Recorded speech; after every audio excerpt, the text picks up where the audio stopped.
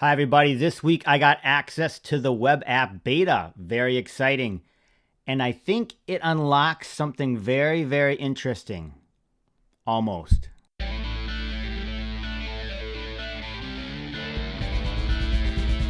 So this was an interesting week for Veve. A couple items, and then the really big one that I think could be a game changer going forward. So, for example, this week, one of the interesting things was that when they dropped the cable comic, they left the market open the entire time. Normally, as you know, when they do a drop, they close the market for half an hour, maybe even an hour or more. And they had said that was because of server load.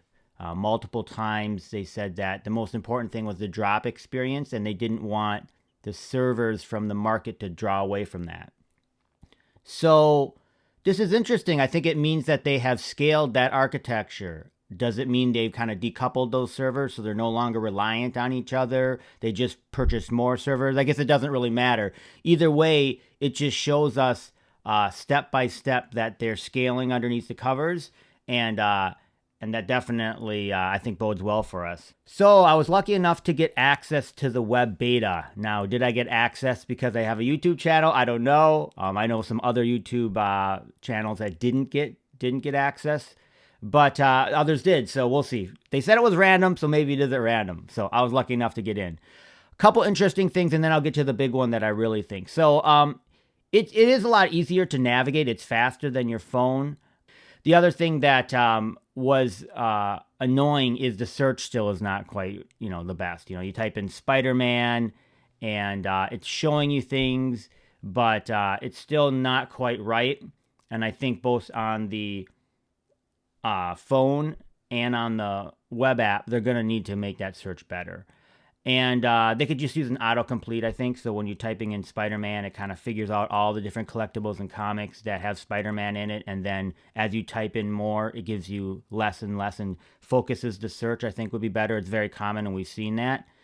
I just think that they've got to figure that out before they really push it. I think they know that, and they've mentioned that, because I think that is naturally the first thing you want to do is you want to come in and specifically look at comic or collectible, and so you want to be able to access that. Now, through bookmarks and other things, maybe they can put that right on the home screen, your favorites, as they call it. But it's just something that they've got to figure out, and they will. I'm confident in that. So that was kind of a negative.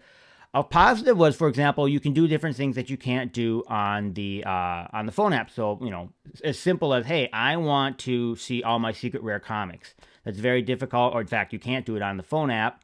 But as a collector, you like to collect different things and see different collections you have. So you can just filter by secret rare, and then you can see all of your different various, secret rare comics, ultra rare comics, etc. So that's really, really cool.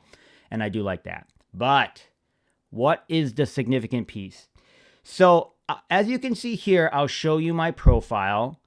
You can see these are the collectibles, and they will add comics, they've said later, but that I have selected to show the public. And you can do that on the phone, or you can do that on the web app. It's relatively easy. So one of the most critical pieces of Web3 we know is this concept of PFP. And what is PFP? It's picture for proof. And it is, we talk about that from Twitter. Twitter has it integrated right into the blockchain right now. So if you post a profile pic of an NFT, it is looking at your wallet to make sure and verifying that you actually own that NFT. So it's basically showing ownership. PFP is showing ownership of that particular NFT. And why is that critical? It's critical because it allows third parties to know that you actually own this NFT. And this is something that we've talked about with Veve and other projects have, where you can verify that via the blockchain directly, or they have an API that allows you to verify that. And right now we don't have that with Veve. Why is that important? Because it unlocks all of the doors for third parties to use that information and then build upon it. So let me give you some examples. So on Veve Rank, one of the things that I have on my website, because people have asked for it, is I have this web page that shows some of these groups that people have created on their own that that in order to enter the group or be a part of the group, you have to show ownership of this PFP. So, for example, there's ones with the Omicons, there's ones with Walt, and I'm sure there'll be many, many others. I wanted to do a master collector, like comic one for fun. And, that's the beginning of people working together. And then, of course, there might be other pieces of value or utility, as people say, that they would provide for being in that group.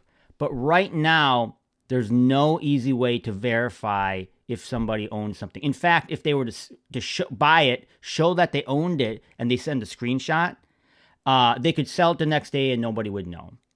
So what's interesting here, and I'll show you on the website, is you can see my profile. I'm logged in, but there's two ways that I can actually see other people's public profile.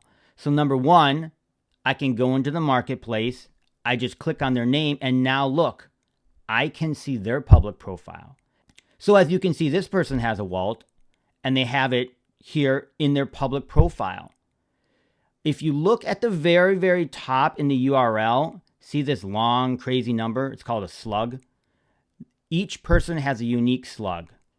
So if I can see their public profile, I could see that they own this particular NFT, and this is key. So now someone like myself could write a program if I knew the slug of all the different users on, I don't know the slug of all the particular users on Veve, but if I did, I could put this in here and verify that these particular people own this NFT if they put it in their public profile. So this is incredible.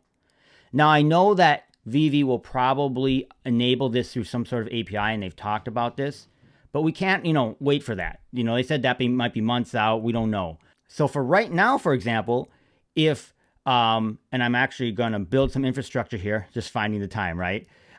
Is, for example, if this club, the Walt Club, right now, they verify people, but if they were to get everybody's slug from their profile, they could give it to me. I could put it in the database for Veve Rank, and I could, I'll make it up, every night, every 2 nights, go look at their public profile and verify that they continue to own a Walt. So that takes all of that work away from the people who are running that group. Now, why is this other critical? Well, that enables all the other steps along the way. So for example, if someone wants to build a game, and we talk about, a lot of people have talked about games with the Mighties. So you would have to put the Mighties that you own in your public profile, and then a game could come in, verify which of the Mighties that you own, and then they could build that in. If you were ever to sell it, it obviously comes off of your public profile. You wouldn't be able to have it anymore. And if the thing was polling every night, or you could set up to poll every 15 minutes, whatever you wanted, to make sure and verify that they still own that particular NFT. I'll do some more research and let you know. Maybe do some stuff on Veve Rank. Try to work with some of these exclusive clubs to make it easier for them. But either way, I thank you very much for watching my videos. Take care, and I'll talk to you soon.